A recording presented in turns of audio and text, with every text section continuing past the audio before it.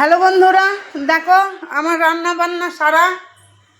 একদিকে কাপড় কাচা, একদিকে রান্না বান্না, দুটোই সারা হয়ে গিয়েছে। কাপড় কাচা মোটামুটি শেষ, শুধু আমার নাইটিটা কাচা হচ্ছে বাস।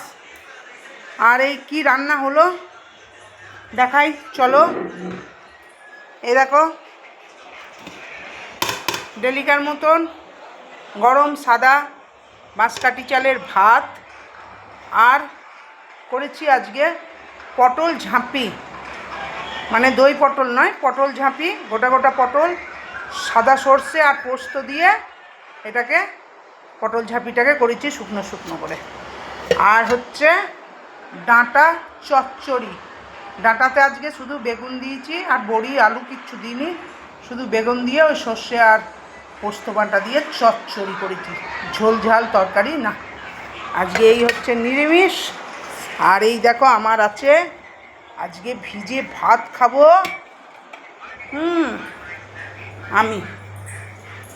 আর আঁশের মধ্যে করেছি এই যে কলমি শাক ভাজা,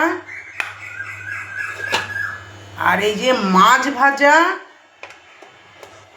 আর সেই কাতলা কাটা মাছ, এই মাছের আলু দিয়ে ঝোল করেছি বন্ধুরা আজকে, পাতলা ঝোল।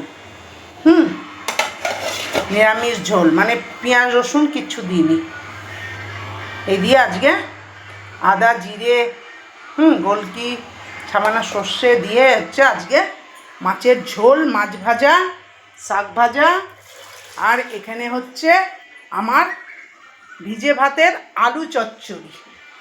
ঠিক আছে বন্ধুরা, এই দেখো আমার এখানে হচ্ছে আলু চচ্চড়ি।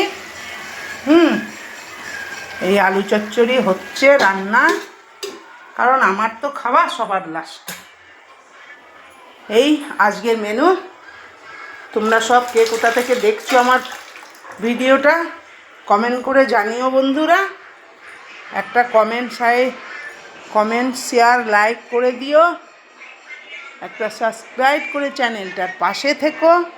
গুড আফটারনুন, এখন রাখছি, বাই।